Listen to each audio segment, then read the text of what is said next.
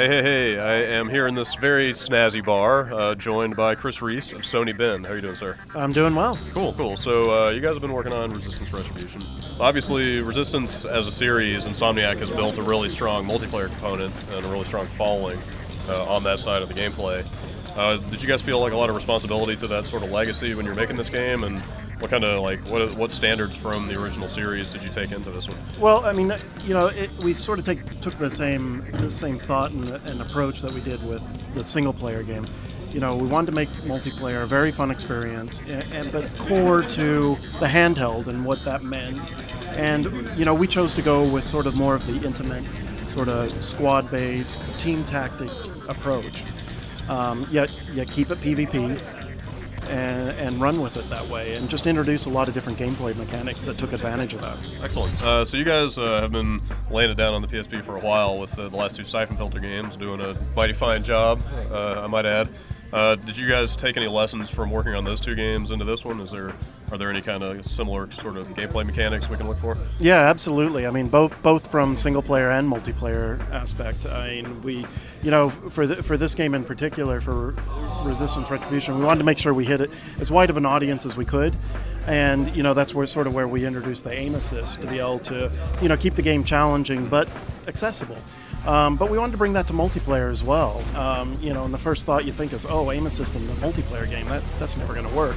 But we really sat down, we looked at the tactics, we looked at the cover-based fighting, and tried to make sure that the team-based gameplay that's happening, with the game modes that you're playing, all come together, and with all of it working together, I think it works well. What's going on with the stat tracking, the persistent stuff that you can kind of follow your profile with? Right, so we have ranking, so you can, while you're in the game, you're always earning points, with kills, with assists, again, sort of reinforcing the team aspect of it.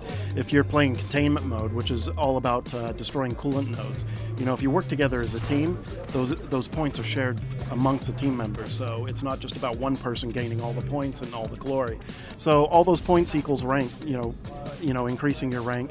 And then we have unlockables tied into that, which is the fun part of it, or taunts. Did the official teabagging taunt raise the ASRB level? Yeah, of the game? I'm not sure what taunt you're talking about there. Maquis and the Cloven, So, how do they fit into the overall kind of story? Right, so I mean, you see that as you're progressing through the single player game, you're going to come across the Cloven, you're going to see artifacts from them, you're going to see these hidden areas that you find. So the multiplayer game sort of takes that aspect of it and says, well, what's going on with the Maquis and the Cloven?